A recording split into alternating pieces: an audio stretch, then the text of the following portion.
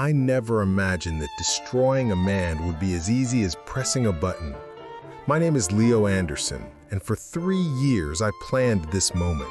3 years since Arthur Morrison stole my company, my life, and left my wife admitted to a psychiatric clinic. Tonight, at the most exclusive auction in New York City, I would finally have my revenge. But as I sit here, handcuffed in a police interrogation room, watching Morrison being dragged away by investigators through security cameras, I realized that maybe I was just a pawn in a game much bigger than I imagined. Let me go back to the beginning. Let me tell you how a man can plan the perfect revenge and still be completely deceived. I remember perfectly that March morning 3 years ago in Greenwich Village. The coffee was still steaming on the table when I received the call that would change my life forever. "Leo, you need to come to the office now." Arthur Morrison's voice had an urgency that made me drop everything and run out. I had built Neurotech USA from scratch. 2 years sleeping on the couch in my one-bedroom apartment, living on ramen noodles and dreams. I had created an artificial intelligence algorithm that could revolutionize the way American companies process data. Giants like ExxonMobil, JP Chase, and major Fortune 500 companies were already showing interest. When I arrived at the office on Wall Street, a co-working space I could barely afford, Arthur was there, impeccable as always. Armani suit, perfectly styled gray hair, that smile I learned to hate.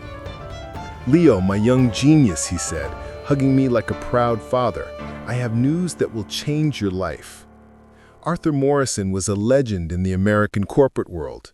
At 55 years old, he had built an empire ranging from mining to technology, always with that paternal way of treating young entrepreneurs.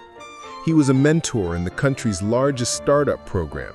He appeared on CNBC talking about innovation. Everyone respected him. "Sit down, son. We have a lot to talk about." He slid the papers across the table. "After much analysis, I've decided to invest in your company. $500 million. My heart stopped. "You continue as CEO, you keep 51% of the shares. I come in only as a strategic investor. With my contacts, in 2 years you'll be operating throughout North America." I should have read the documents more carefully. Should have hired a better lawyer, but I was dazzled. $500 million. My wife, Caroline, 6 months pregnant. Finally, we could buy that house in Brooklyn she dreamed of so much. "These are just formalities," Arthur said when I hesitated before the pile of papers. "Bureaucratic issues. The important thing is that now we're partners." I signed everything. 3 weeks later, my world collapsed. I arrived at the office on a Tuesday morning and found private security guards at the door. A man in a black suit showed me a document. "Mr. Anderson, by order of the new CEO, you no longer have access to these facilities." "What do you mean, new CEO? I'm the CEO." That's when Arthur appeared, but not with the paternal smile from before. His eyes were cold, calculating. "Leo, did you read the contract you signed? Clause 47B. If the company doesn't meet specific growth targets in the first 30 days, executive control is transferred to the majority investor." "What targets? What specific targets?" "Those that are in Annex 12 of the contract. 20 million in new contracts signed in 30 days. I had never seen any annex, and 20 million in 30 days was impossible for an early-stage startup. "Arthur, this is a misunderstanding. Let's talk." "There's nothing to talk about, kid. You're young. You'll have other opportunities." I discovered later that he had secretly sabotaged my main potential clients. He personally called the directors of ExxonMobil and JP Chase, spreading doubts about my emotional stability and my ability to deliver. In 1 week, all the contracts I had spent months negotiating were canceled. In 2 weeks, my bank account was zeroed out. Arthur had frozen all company assets for audit. In 1 month, I was unemployed and without prospects. "Nobody's gonna hire you in the American market after this," a former client told me on the phone. "Arthur Morrison spread the word that you're problematic. What kind of person fights with Arthur Morrison? The stress was too much for Caroline. At 32 weeks of pregnancy, she started having contractions. I rushed her to Mount Sinai Hospital, but we no longer had health insurance. "Mr. Anderson," the doctor said after hours of anguish, "I'm very sorry, but we lost the baby." Caroline didn't speak to me for 2 weeks. When she spoke again, it was only whispers about guilt, about how she had failed as a mother, about how our life was destroyed. 6 months later, I found her in the bathroom with an empty bottle of tranquilizers. 2 years ago, at Riverside Psychiatric Clinic.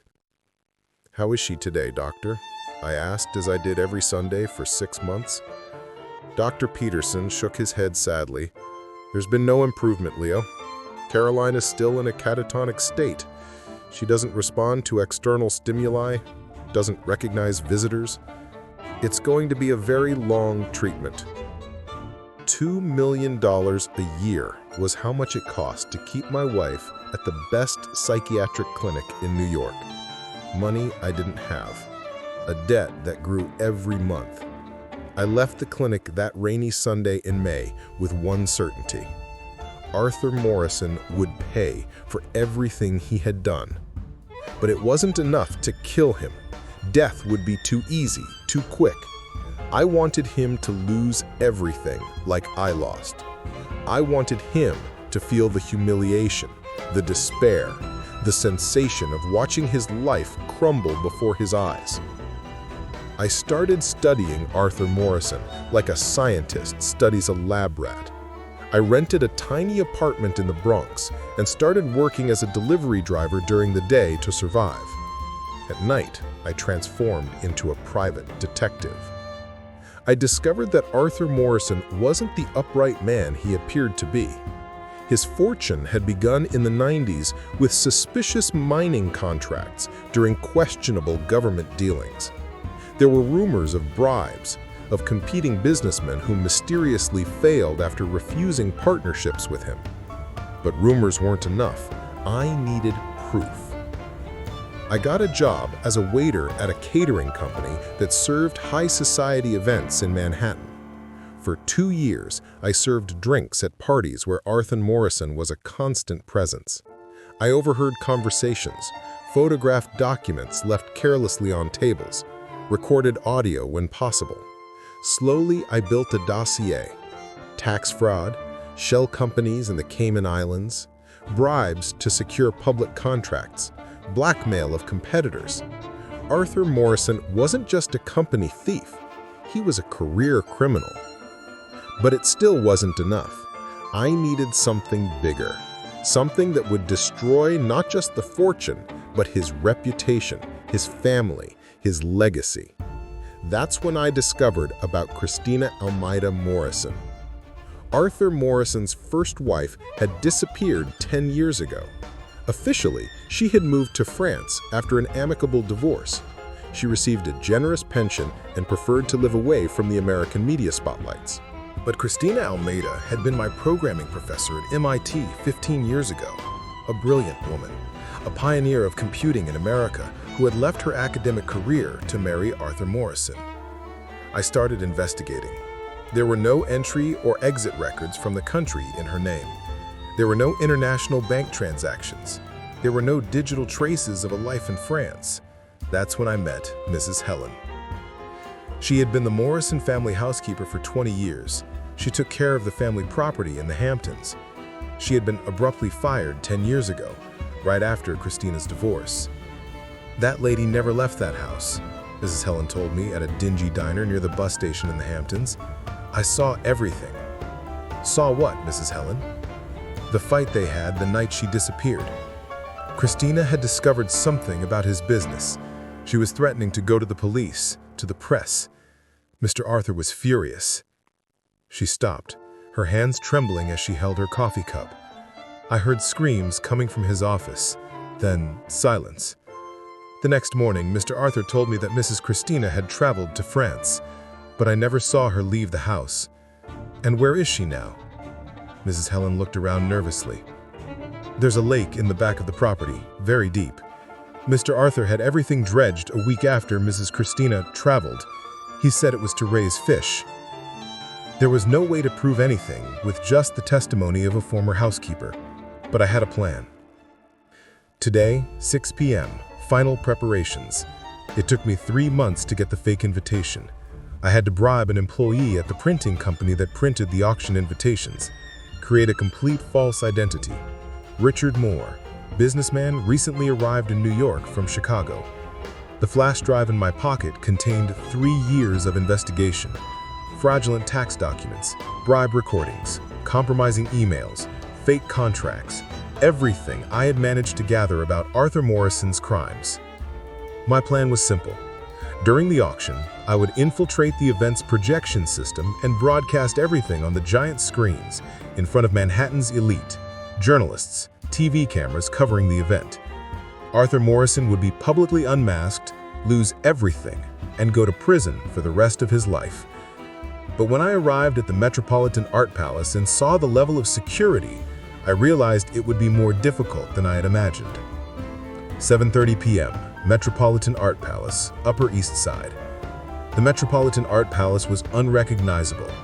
Golden lights bathed the exhibited works, and the murmur of conversations in English, French, and Italian created a symphony of wealth and Manhattan power. I recognized faces I saw in newspapers, politicians, businessmen, celebrities. I adjusted my borrowed tie and tuxedo and took a deep breath. 3 years of planning brought me here. Mr. Moore, an elegant young woman approached. Perfectly styled blonde hair in a bun, a black dress that probably cost more than my yearly earnings as a delivery driver.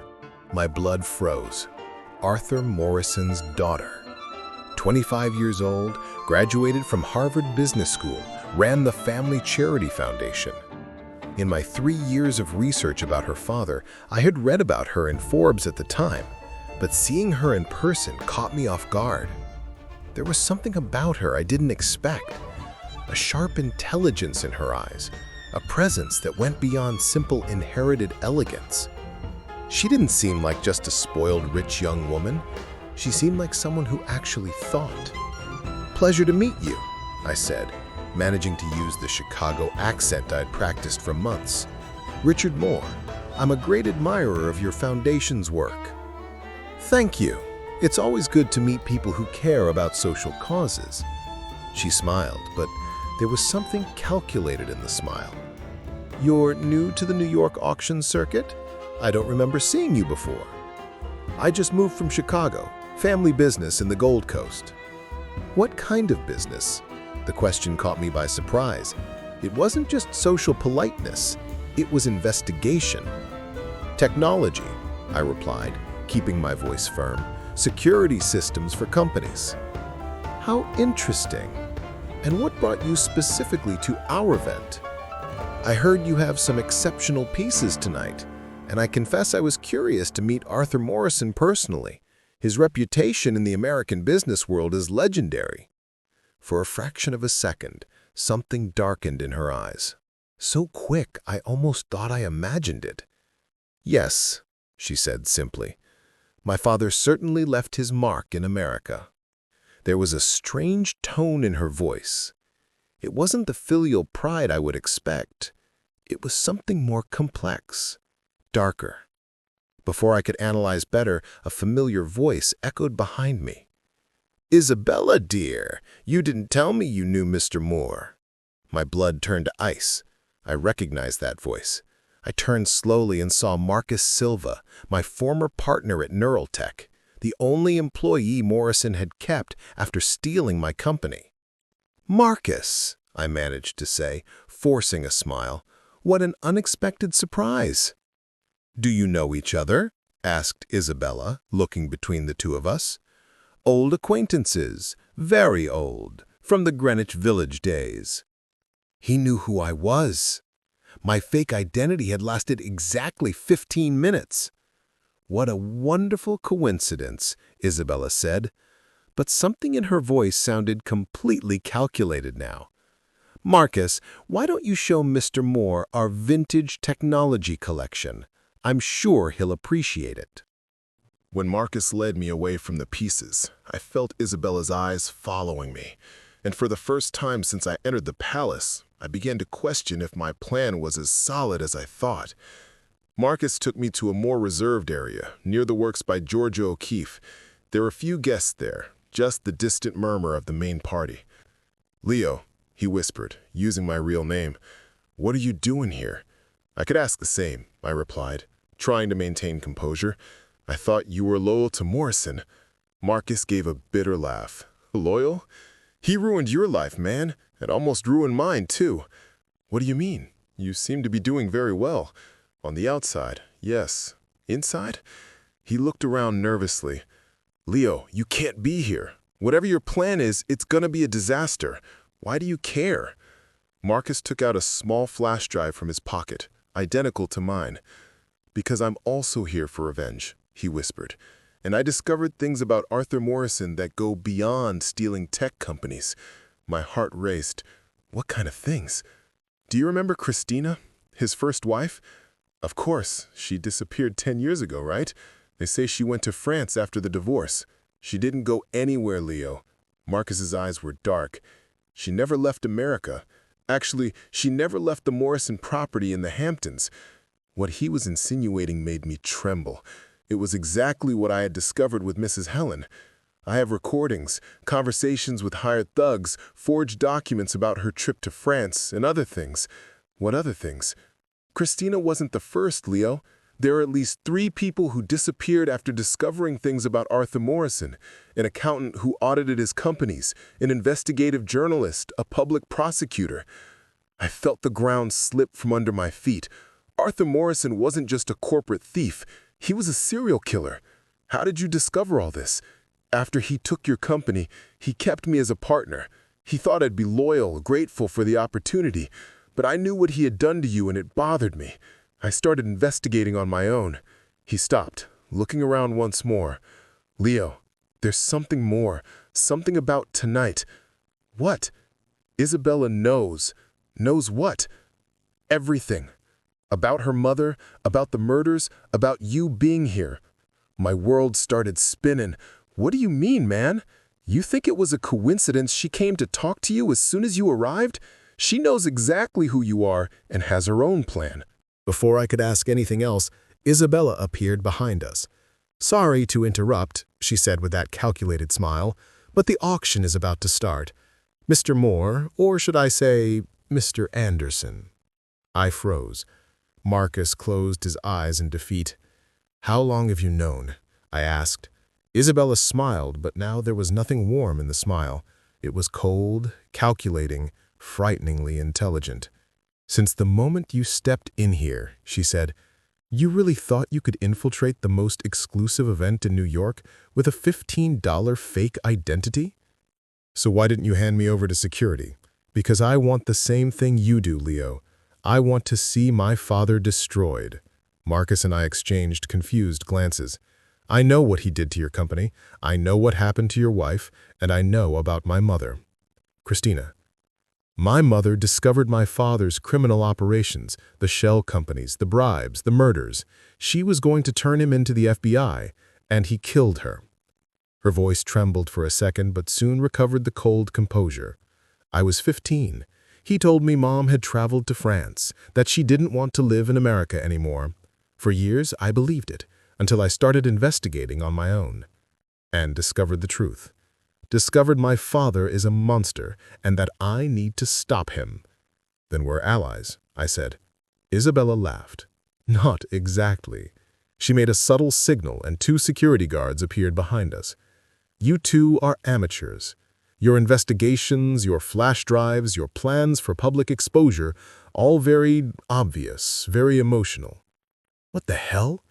"I've been planning for 5 years, Leo. 5 years, studying every move of my father, every vulnerability, every connection. I don't just want to expose him, I want to take control of everything." The coldness in her voice chilled me. "You'll help me with that, involuntarily, of course." "I don't understand," Marcus said. "If you want to bring down your father, why not help us?" "Because you want justice," Isabella replied. "I want power." She started walking in circles around us, like a predator studying its prey. My father built an empire, billions of dollars, hundreds of companies, political influence, international connections. When he falls, and he will fall tonight, someone needs to take control, and that person is me. You're as psychopathic as he is. I'm pragmatic. The difference is, I don't kill people to get what I want. I just manipulate circumstances. What circumstances? Isabella smiled. You two are going to try to execute your childish plans for public exposure. Marcus will project his recordings about the murders. Leo will project his evidence about corporate fraud. You'll be caught by security, a security that I secretly sabotaged to facilitate your infiltration. My blood froze. So, when you two were dragged away as the culprits who tried to defame my father with false evidence, I'll position myself as the courageous daughter who discovered the truth and turned in the criminals to the police. But the evidence is real. Of course it is. But it'll look like you two forged everything for personal revenge. A resentful ex-employee and a rejected ex-partner trying to destroy an upright man's reputation. Marcus tried to move, but the guards held him. And when the dust settles, when my father is morally wounded but still alive, I'll discover real evidence, evidence that no one can contest about all his crimes, including my mother's murder. Why not do it now? Because I need you two to be the villains first. I need it to look like I was investigating you, not my father. That will give me total credibility when I reveal the truth. It was a diabolical plan. She would use our revenge attempt to establish herself as a heroine, then use that position to destroy her father and take over his empire. You're as psychopathic as he is. I'm pragmatic. You're all moralists who don't understand how things work. Why do you think my father always gets everything? Because he's not afraid to do what needs to be done. I learned from him. You're crazy. You think we're going to cooperate with this? You don't have a choice. Isabella waved to the guards. Take them to their positions. Marcus, you go to the projection booth. Leo goes to the main stage.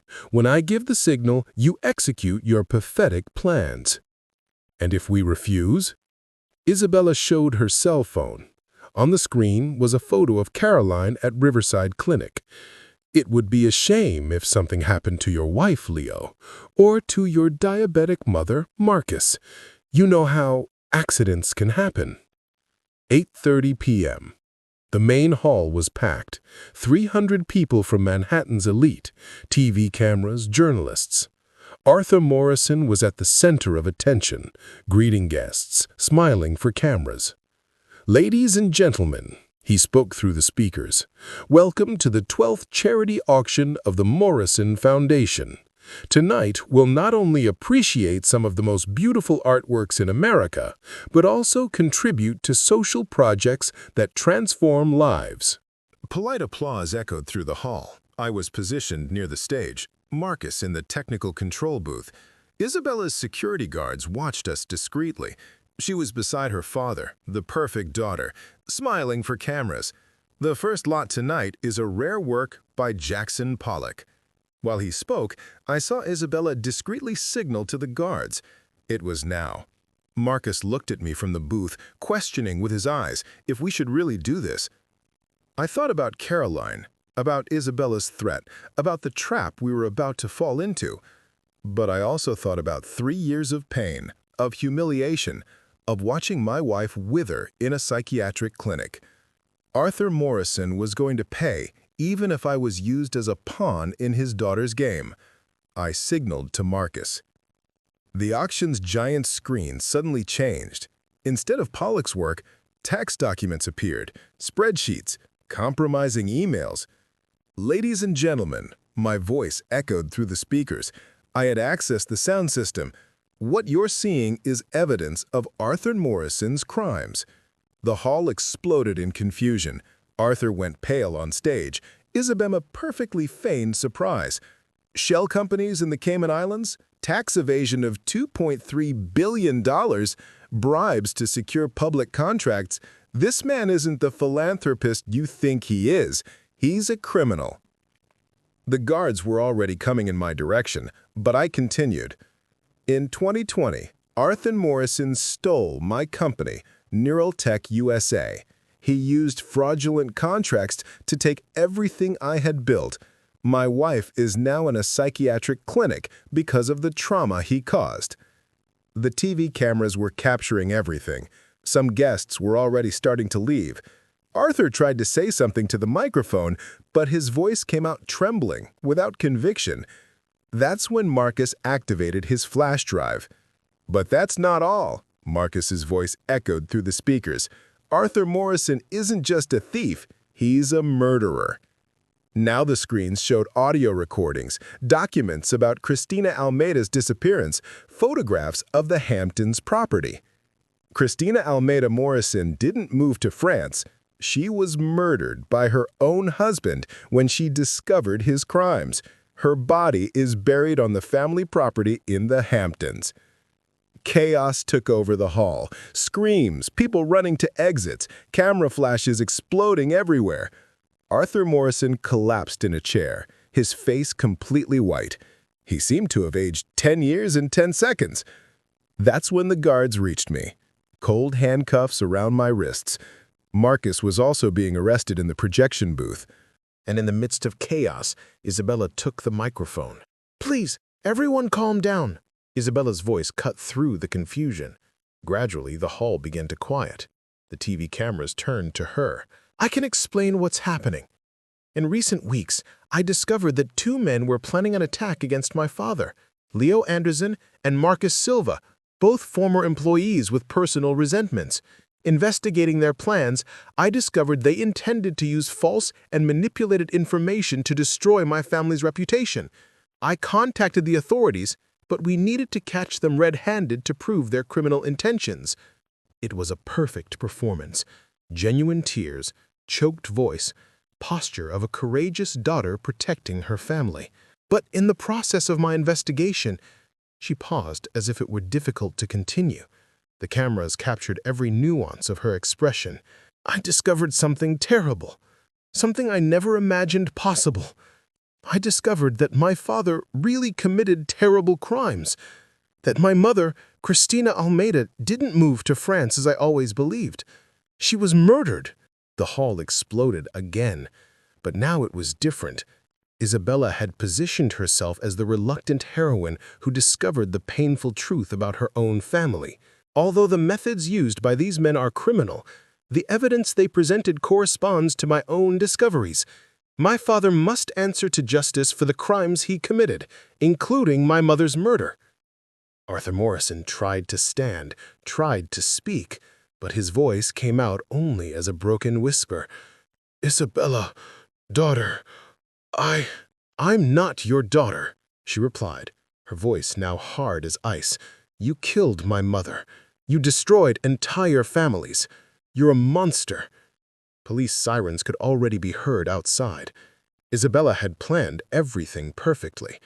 In one night, she had gotten rid of her father, positioned herself as a reluctant heroine who discovered the painful truth about her own family, and ensured she would be seen as the legitimate successor to the Morrison empire. As the police handcuffed me, I saw her give me one last look. For a second, that mask of filial pain fell, and I saw a cold, calculating smile. A smile that said, "Thank you for being my useful pawns." Arthur Morrison was dragged away amid camera flashes, a destroyed man who seemed to have aged a decade in an hour. Marcus and I were taken to different squad cars, criminals in the eyes of the law and the media. And Isabella stood there on stage, surrounded by journalists, posing as the courageous daughter who exposed her own father's crimes, the new potential CEO of a billion-dollar empire. 3 weeks later, NYPD precinct. "Mr. Anderson," said the detective, reviewing the documents in front of me, "after extensive investigation, we conclude that although your methods were illegal, trespassing, document forgery, disturbing the peace, the evidence you presented about Arthur Morrison is genuine, Does this mean I'll be released? It means that you and Marcus Silva involuntarily collaborated with an investigation that resulted in the arrest of one of the biggest criminals in American business history. Considering that and the fact that you were obviously manipulated by Isabella Morrison, you'll receive reduced sentences. Manipulated? The detective smiled ironically. Mr. Anderson, did you really think a 25-year-old woman could orchestrate Arthur Morrison's downfall alone? Isabella had been planning this for years. She used you as catalysts, as a way to initiate the process without compromising herself legally. And she'll be arrested? Isabella Morrison is officially considered a national heroine, the courageous daughter who exposed her own father's crimes, even knowing it would destroy her family. She temporarily took control of Morrison companies to reorganize them ethically. I laughed bitterly. And you believe that? It doesn't matter what we believe. Isabella Morrison played the game perfectly. She has media sympathy, society's support, and now controls an empire worth billions of dollars. You were just pieces on her board. 1 month later, psychiatric hospital. Caroline, I called softly, entering her room at the clinic. Love, it's me. My wife was sitting in the armchair near the window, looking out without really seeing anything. 3.5 years since she had attempted suicide, and there were still no significant signs of improvement. But today, for the first time in a long time, she turned her face when she heard my voice. Leo, her voice came out as a fragile whisper. You're different. It was true. A month in prison had changed me. Not physically, although I had lost weight and gained some scars, but mentally, emotionally. The thirst for revenge that had consumed me for years had finally been extinguished. I'm here, love. I'm here for you. On television, they talked about you, about what happened with Arthur Morrison. I knelt beside her armchair, taking her hand. It was still cold, but for the first time in years, she squeezed mine back. It's over, Caroline. Everything over. Arthur Morrison is in prison. He can't hurt us anymore. And that woman, Isabella, she won, got everything she wanted. But you lost, didn't you? I lost revenge, but maybe I gained something more important. What? The chance to start over. The chance to take care of you, of both of us, without all that anger consuming me. For a moment, a small smile appeared on her face, the first genuine smile I had seen in years. Dr. Peterson said you can visit me every day now. He said that maybe I'm getting better. You are, love. We both are. 6 months later, TV program. I was watching Isabella Morrison's interview on the most-watched Sunday program in America. She was beautiful, elegant, articulate. She talked about the reforms she was implementing in her father's companies, about the foundation's social projects, about how she was dealing with the trauma of discovering the truth about Arthur Morrison. Isabella, the host asked, how did you manage to overcome the pain of discovering your own father was a murderer? It was the most difficult period of my life, but I understood I had a responsibility to my father's victims, to the company employees, to American society. I couldn't let his crimes also destroy the good we could do. And the men who exposed the crimes, Leo Anderson and Marcus Silva, although I don't agree with the methods they used, I must recognize they were instrumental in bringing the truth to light. In a sense, we were all victims of my father. I turned off the TV. Caroline was beside me on the couch in our new apartment, small, simple, but ours. She had been discharged from the clinic 2 weeks ago. She's good at it, Caroline commented. It was one of the first times she made a spontaneous comment about something we watched together. She's very good. Do you regret it? It was a question I had been asking myself for months. Did I regret planning revenge, being used as a pawn, losing 3 years of my life consumed by hatred? No, I replied after a long silence. If I hadn't done what I did, Arthur Morrison would still be free. Other families would be destroyed like ours was. Isabella may have taken advantage of the situation, but in the end, justice was done. Even though she won everything. She may have won power and money, but look at us. I have you back. You're recovering. We have a second chance. In the end, who really won? Us. We won. Epilogue. 2 years later. I'm standing in front of a small auditorium at Columbia University, about to give a lecture on business ethics and the dangers of the thirst for revenge. It's ironic. The man who spent 3 years planning to destroy another man now talks about forgiveness and reconstruction. My new company is small, a data security consulting firm for small and medium-sized businesses. Nothing grand, but it's honest. It's mine. And it allows me to take care of Caroline, who now works part-time as a programming professor at a technical school. Isabella Morrison still appears regularly in the media. The youngest CEO in America, one of the most powerful women in North America, renowned philanthropist. She transformed her father's empire into an even greater powerhouse, only now with an impeccable public image. Sometimes I wonder if she thinks about me and Marcus. If she remembers the pawns she used to get what she wanted. Probably not. For people like Isabella, we were just disposable tools. But when I look at Caroline in the front row of the auditorium, smiling as I prepare to speak, I know it doesn't matter. Isabella may have won the game, but I achieved something that no amount of power or money can buy. I got my life back. Good afternoon. I begin my lecture. My name is Leo Anderson, and I want to tell you the story of how revenge almost destroyed my life, and how forgiveness saved me.